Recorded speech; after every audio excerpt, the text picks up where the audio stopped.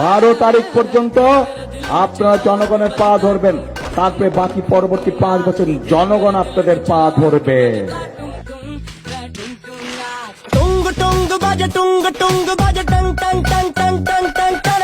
মুখ ফসকে যে সবসময় সত্যি কথাই বের হয়, এটা তারই একটা উদাহরণ।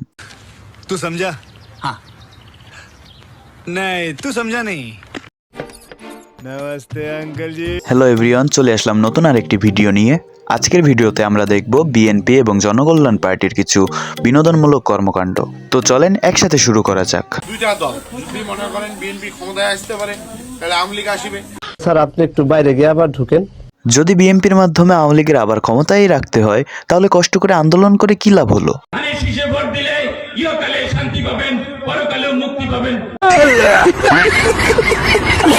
আচ্ছা কাকা কোন বেসিসে এই কথা বলছে আমি জানি না, আর শুধু কাকা না, এক হুজুরও একই কথা বলছে। আমরা ধানের শীষে ভোট দিলে আমরা জান্নাত পাবো, এটা আমরা বলতে পারি। कौन है ये लोग?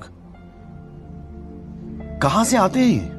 আচ্ছা এই কাকারা কোন ভিত্তিতে যে এই কথাগুলো বলছে আমি তো জানি না। যদি তোমরা জেনে থাকো অবশ্যই কমেন্টে জানিয়ে দিও।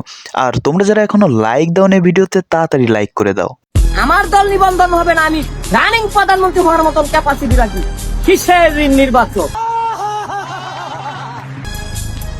জনগণের নেতা খাইরুল ডাক দিলে আবার 20 কোটি জনতার মধ্যে 5 কোটি জনতা ঢাকা শহরে জনগণের মঞ্চে চলে আসবে। আচ্ছা আমাদের জনকল্যাণ পার্টির খায়রুল সাহেব হয়তো জানে না যে বাংলাদেশের জনসংখ্যা এখনো 18 কোটিতেও পৌঁছতে পারেনি, 20 কোটি অনেক দূরের কথা। তার মেয়েরা পাত্র দেখার সময় সবার আগে জিজ্ঞেস করে ছেলে ছাত্রদল করে কিনা। भैंचोद। এখন থেকে বাংলাদেশের সব ছেলেরাই ছাত্র দলে যোগ দেবে। ম্যাডামটার তো ভালো লাগছে আমার। কোন ম্যাডাম নাম? এই যে মালিহা জান্নাত। কি কমেন্ট করছো দেখেন তো? আইহা তাহমিন আক্তার।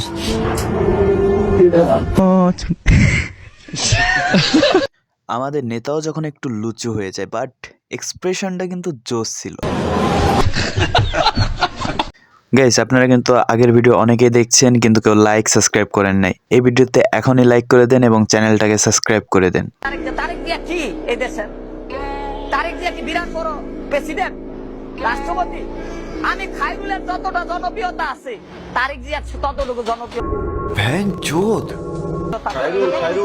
একটা মিনিট ভাই, আমি এর আগে একবার অনুরোধ করেছিলাম নেতৃবৃন্দ সকলকে আমার নামের সাথে দয়া করে বিভিন্ন বিশেষণ আপনারা যে ব্যবহার করেন দয়া করে এগুলো ব্যবহার করবেন না।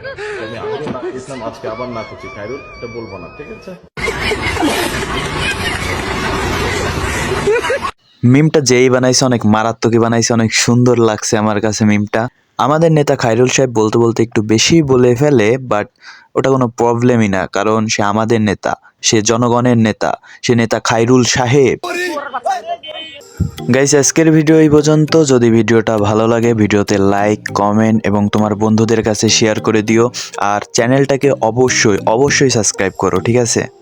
আর ভিডিও আমি আস্তে আস্তে আরো লং করার চেষ্টা করব যদি তোমাদের সাপোর্ট থাকে। তো আজকের মতো এই পর্যন্ত, দেখা হবে নেক্সট ভিডিওতে।